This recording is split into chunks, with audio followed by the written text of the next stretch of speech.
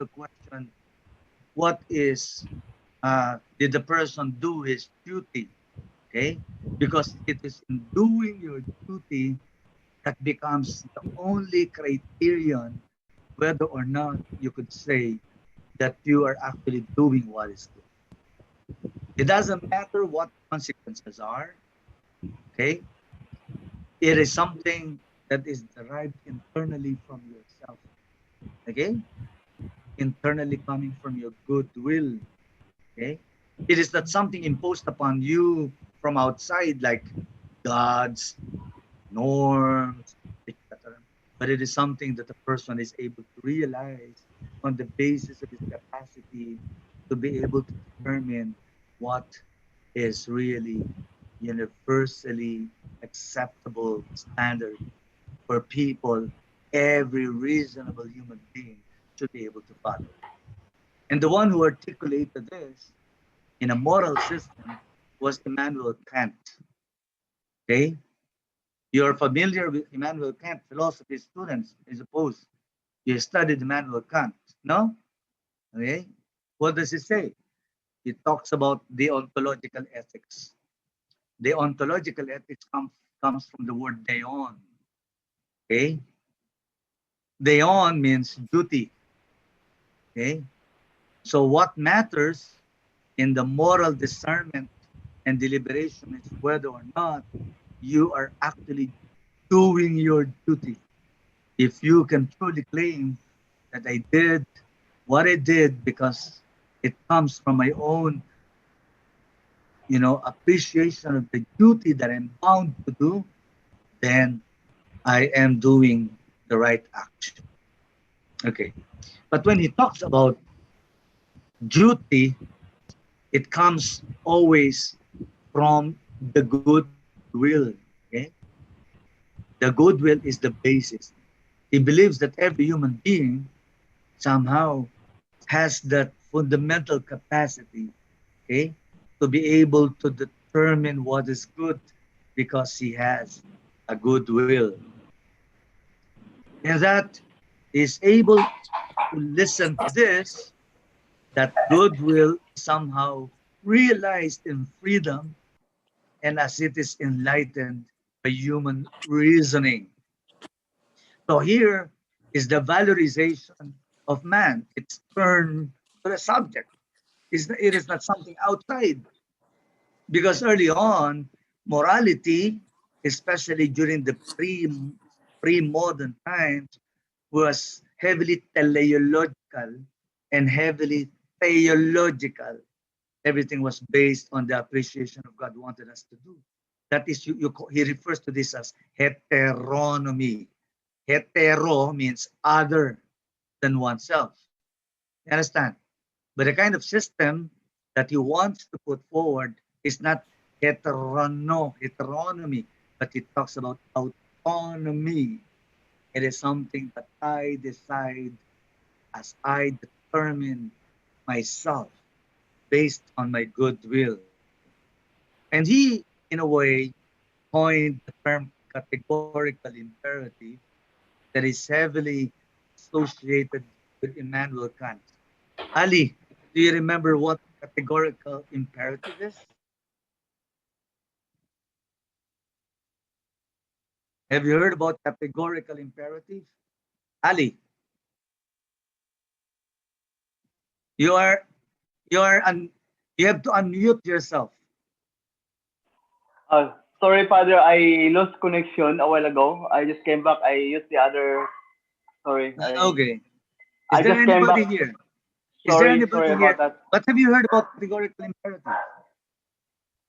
What do you remember about categorical imperative?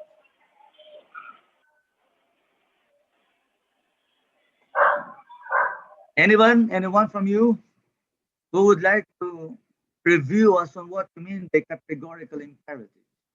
That is something associated with Immanuel Kant's The Ontological Ethics. Julius,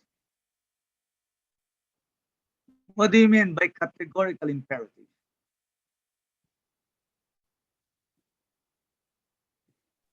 Categorical imperative.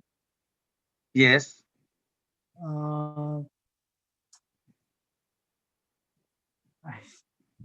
I Took. Nguyen. Yes, Father. I think the autonomy is the ability to make our own decision without being controlled by anyone else. What I Yeah, understand. that is autonomy. But what do you mean when you say categorical imperative? It is not hypothetical imperative, but it is categorical imperative. What does that mean? How do you distinguish in hypothetical from categorical? Actually, I You forgot. Anyone here who remember? Who Father, is remembers? that Father? Is Yes, that go ahead. it means that win it true at all times in situation? I'm sorry, come again?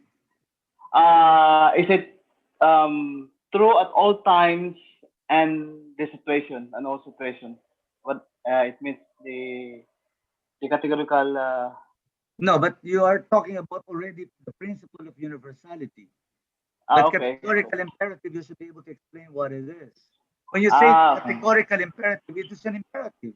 What do you mean by imperative? It is an obligation, okay, that you should be able to follow. When you say categorical, it is something that is not hypothetical. It is something that you should be able to follow without condition. Because when you say hypothetical imperative, there is a condition. Like, for example, I want to have good grades, okay? And the imperative for you is that you study, that you make sure that you have very good, uh, results in your exams. That becomes hypothetical imperative. That if you want to have good grades, then you should be able, you're obliged to do certain things. Do you understand? That's hypothetical. But when you speak of categorical imperative, it is without any condition. You are just bound to do it because it is a duty that you should be able to do. Do you understand? Okay? Now, every human being, especially with rationality, cannot but follow this originary obligation that he or she should be able to follow, okay? Because it forms part of the duty of your being a human person, okay? Because you have a goodwill that makes you appreciate what really is the duty. Okay, the goodwill calls you to a responsibility, to an obligation that you should be able to follow without conditions, without, seeing the consequences. Okay, you just have to do it because you're duty bound. You understand? Okay, now what makes you say that you have a categorical imperative that you should be able to follow without condition? That it flows mainly from your own appreciation of that duty within you. He talks about three important principles. The first principle is universality.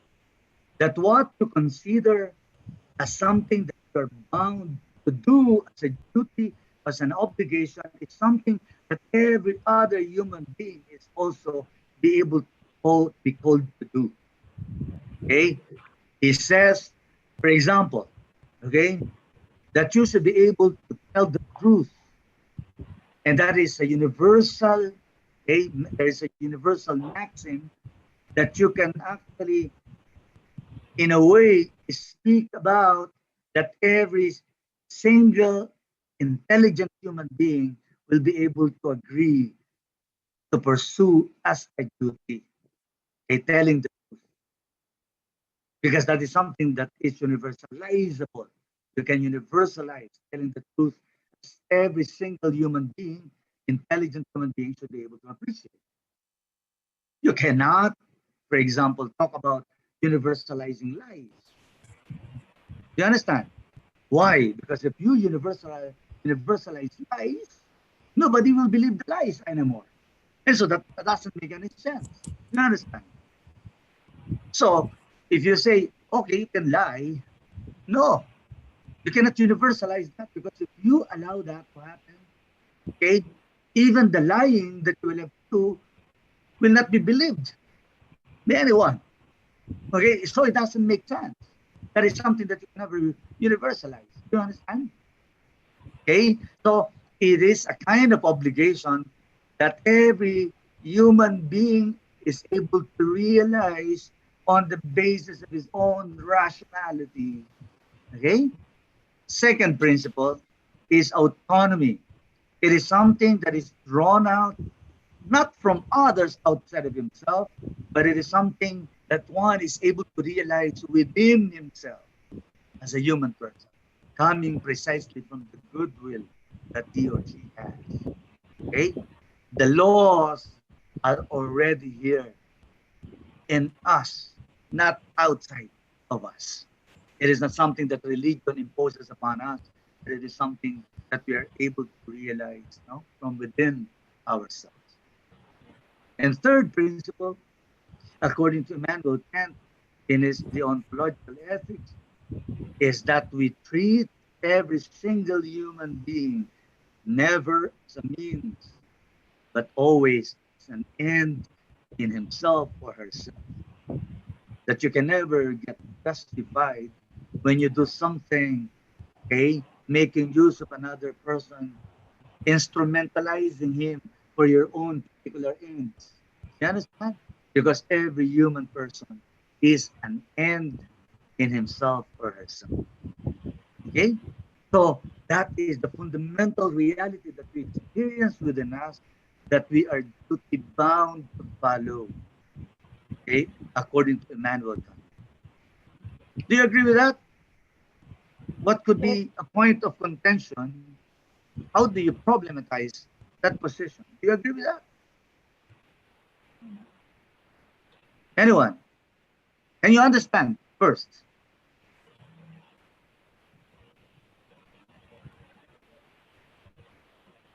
Randy, do you understand the explanation? Randy, please Yes, unmute yourself. Father. Do you have any problem with that? With what Kant says? Or do You, you see the wisdom of Kant and that we need to be able to follow him? Or would you have questions about that particular more or theory? less, Father. We're going to take the break at 10:15 and then come back at 10:30. Okay? Just, Yes? Father, I'm sorry? I have just a little understanding And what is your question? What's your problem with it? regarding Huh? the when Kant saying of this the ontological ethics. Do you hear me clearly, Father? Yes, but not too clearly. Okay, go. What you said. Uh, because of our internet. If that's the case, Father, that individual has to realize his own duty,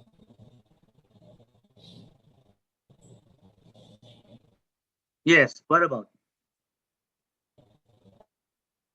then to our duty.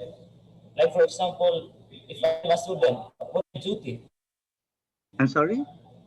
What? Feeling that individual,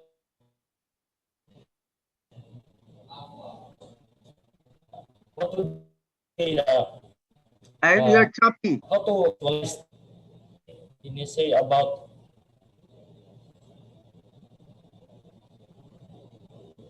Diretso yung pagsasabi mo, ginawa dating. You're choppy. I cannot understand you. I think once there's, again, Father, I'm very sorry. yeah, there's a problem with your connection. Okay, who Very else? sorry for the internet. Yeah, it's okay. About is there anybody else who would like to answer? Uh, can we ask Father?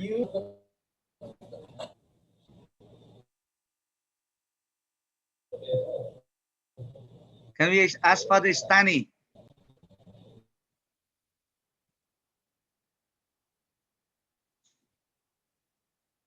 Yes. Okay. Okay, Father, do you hear me? Yes, I do. Yes, thank you, thank you.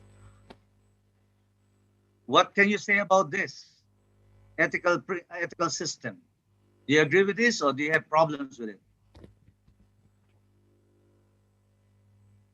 Consider the Immanuel Kant deontological ethics as far as I know. Duty that we do for the end. But the end is duty, the consequence, the outcomes doesn't matter. Right? That's right. Our goals are doing. Maybe Yes. it's good, maybe a bad, no problem. But for the others, it's a problem, maybe. And you, for others or for other group, or for. But for you, For me, do you problematize this or not? it's a problem for me. What is the problem? Problem is, how to say this one? But my personal view is, I do not like his idea, but because no, Why don't you like his ideas? it's not relevant to our culture, Father. If I speak for my culture, I speak a word of the Slam word. You know, Slam word, not a informal word, in front of the people. But my intention is to make a clear individual with a group. But the third person and does not understand what our conversation Slam word. It means he inserts by R. That's why. Like this one, Father. His idea. Yeah, like the- but of course, Immanuel Kant would tell you that what you would appreciate as an obligation is something, if it is universalizable, is something that all the others will be able to also appreciate as an obligation that they should be able to follow. Okay? But the one also for that. Each person is an end. The end maybe is good, but for me it's not good. Okay. Yeah. So for you, the end also matters. You know, the consequences also matters. Okay. Uh, of course, Immanuel Kant was criticized for the problem regarding the conflict of duties. For example, you as a soldier, Humanism. okay, you have a duty to your nation, but you also have equal duties to your family, isn't it? And a lot of times, okay, when you realize, okay, the duties that you have within you that you should be able to follow without conditions, okay, sometimes you find yourself in a dilemma. Which duty should I follow? Okay? And that becomes a problem. And then that leads you to another standard of basis to be able to qualify which duty I should be able to follow. Because after all, my duty to my family is also universalizable, isn't it? Just as my duty to my nation is also universalizable. But in any given circumstances in your life, you realize that they can come into conflict with one another. Okay? So that is the reason why some would not immediately subscribe to that. But of course, you have to realize that Immanuel Kant's The Ontological Ethics was something that became the basis for the organization of society. Okay? Especially in terms of the international order. Okay? But we will move into that later on. Just okay, let's take a break. Let's take a break and maybe we could come back at 10:30. Would that be okay? Okay, I'll wait. I'll wait for you at 10:30. Just stretch a bit, especially if you're falling asleep already. Okay.